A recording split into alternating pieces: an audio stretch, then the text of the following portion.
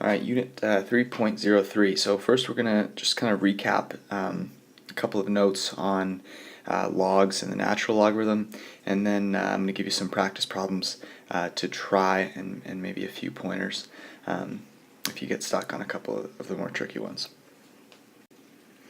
All right, so here we go. What we're going to do is talk about the example that we've been working with. So we had a situation where we wanted to know how long it would take for the average price to double. Okay? And so we had this average price. We'll just say it was $30,000. And what we knew about this average price is that it was growing at a rate of 8% every year. And so we've talked about this. Multiply by 1.08 every time in order to raise whatever the current price is by 8%. And so if you think about it, multiplying it by 1.08 one time will, of course, the 1 here includes the 30,000, and then the 0.08 will add the 8%. And so if I wanted to, the next year, so this would be after the first year, and then the next year I would take, this would be the price after 1 year. I would then multiply by another 1.08, which is essentially just adding an exponent that counts the number of time periods. Okay, and what we want to do is we want to know when this will double. So the current price was 30,000. Now we want it to double or be 60,000.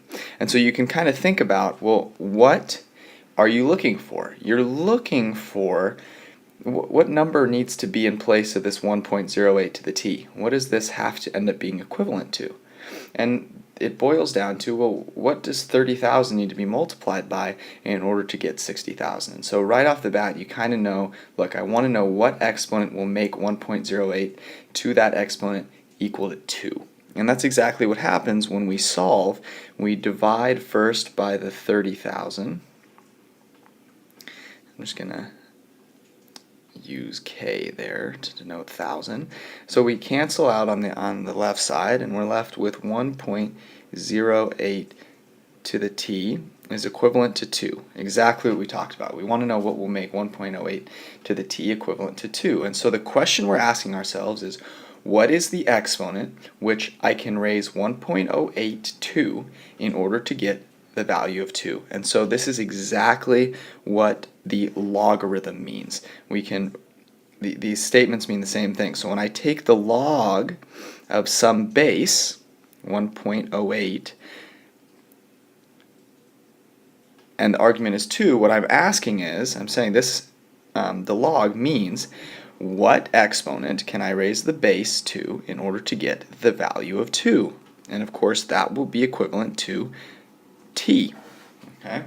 And so I need some way to solve this equation, and we remember that the natural log is something that is very important. It's computed quite easily by a computer or anything, like a calculator or anything like that. And so our goal is to convert any log base, something into log base e. And you'll remember that. The log base e is also known as the natural log, or ln.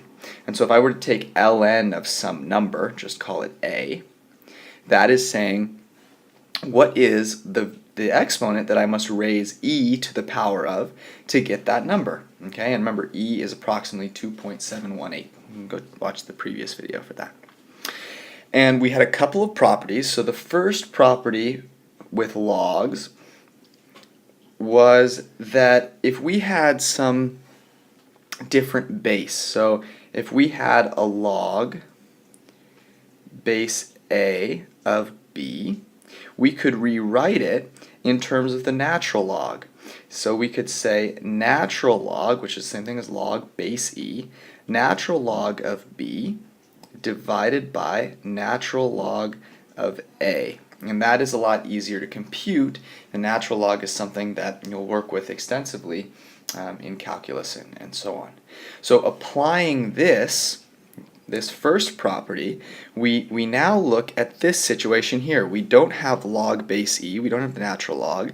So to convert this, we can apply this property where we have a log base a of b, and now we can rewrite it as natural log b over natural log a.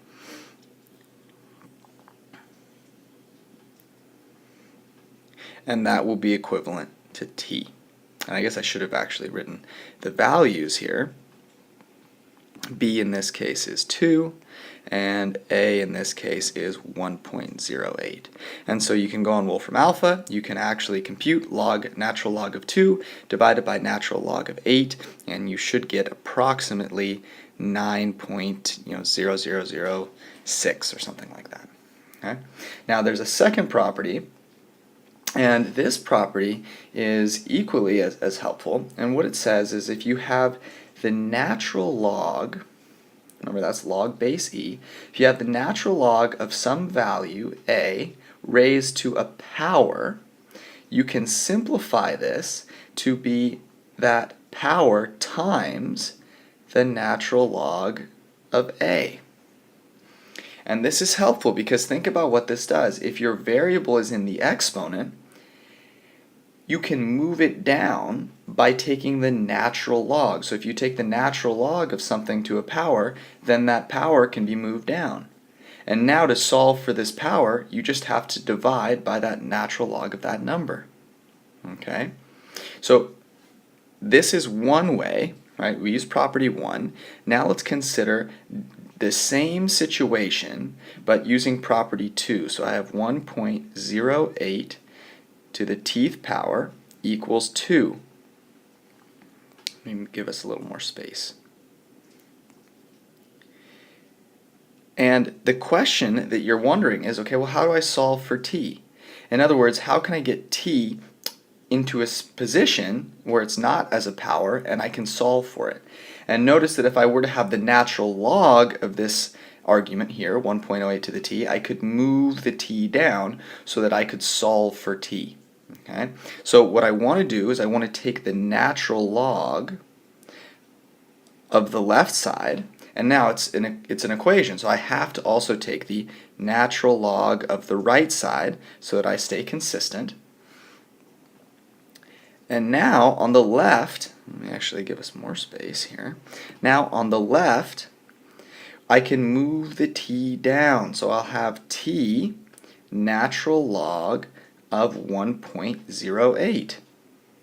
And on the right side, I'll have the natural log of 2. And so you can solve for t. Pause the video and try that. And hopefully what you'll get, you'll divide on both sides.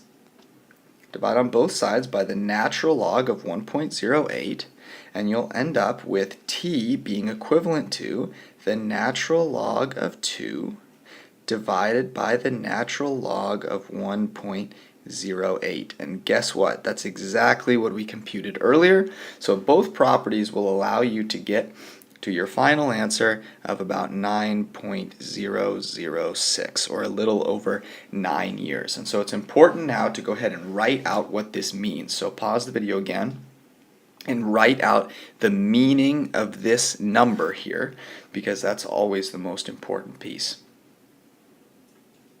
So hopefully in thinking about that, you remembered what we're looking for is the number of years it will take for the price to double. And so solving for t, that will be the number of years.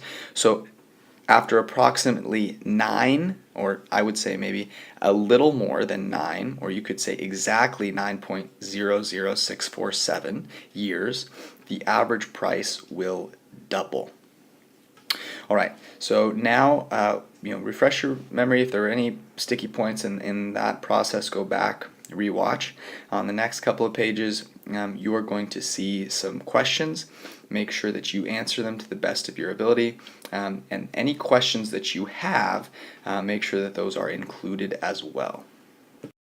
All right, so here are the 5 questions that I want you to go ahead and do. The first 3 are pretty simple, straightforward, non-real world problems to help you apply the properties of logarithms to solve for variables. And then the 4 and 5 are both also fairly simple real world problems where you can apply your knowledge of solving for exponents and other values, but also what I'm looking for and what I require is that every single answer for number 4 and 5, it should be in sentence form, and you should explain what that value means. Okay, so it should be at least a couple of sentences. And then, of course, anything that you have questions about, go through and solve the problem to the best of your ability. And then if you have a question, or you're unsure, or you're not sure why you did something, make sure that you write a question. So I'm going to require that you have at least 2 questions. If you have no questions, go ahead and pick a question that you think most people will have and try and answer it.